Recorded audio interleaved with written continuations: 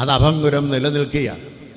അതിന് വിപരീതമായി ആരെല്ലാം പ്രവർത്തിച്ചാലും ഏതെല്ലാം കാലത്ത് പ്രവർത്തിച്ചാലും മലങ്കര സഭയുടെ മക്കൾ സൂര്യനുള്ളിടത്തോളം കാലം ഈ ഭരണഘടനയോ കാതോലിക്കേറ്റിനെയോ വിട്ടു നിൽക്കുവാൻ തയ്യാറാവുകയില്ല എന്ന് നാം ഓർത്തിരിക്കുന്നു.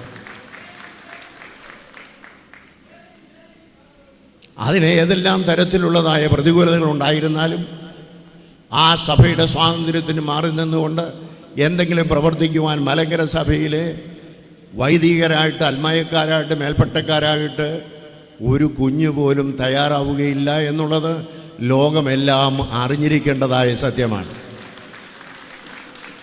അതിന് വിപരീതമായി പ്രവർത്തിക്കുന്ന ആളുകളുടെ മലങ്കര സഭയുടെ ഭരണഘടനയ്ക്കും സ്വാതന്ത്ര്യത്തിനും വിപരീതമായി പ്രവർത്തിക്കുന്ന ആളുകളെ ഒളിഞ്ഞും തെളിഞ്ഞും സഹായിക്കുകയും സഹകരിക്കുകയും ചെയ്യുന്ന അനേകരെയും മലങ്കര സഭയ്ക്ക് അറിയാം. പക്ഷേ മലങ്കര സഭയ്ക്ക് ആരോടും പരാതിയില്ല.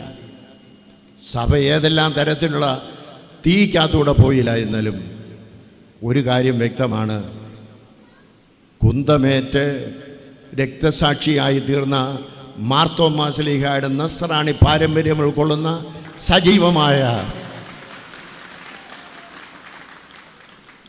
സഭയാണ് മലങ്കര സഭ. അത് മറന്നു പോകരുത്. മലങ്കര സഭയുടെ 34 ഭരണഘടന കൊണ്ട് ഭരിക്കപ്പെടണമെന്ന് നിശ്ചയിക്കപ്പെട്ടിട്ടുള്ള ഒരൊറ്റ പള്ളി പോലും വിട്ടുകൊടുക്കാൻ ഞങ്ങൾ തയ്യാറല്ല.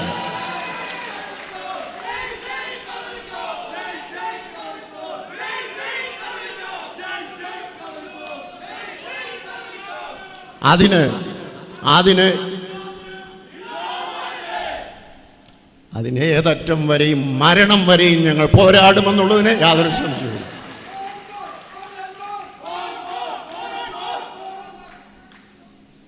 സഹോദരങ്ങളെ, കാതോലിക്കൻ്റെ കീഴിൽ സത്യത്തിനും നീതിക്കും വേണ്ടിയാണ് ഞങ്ങൾ നിലനിൽക്കുന്നത്.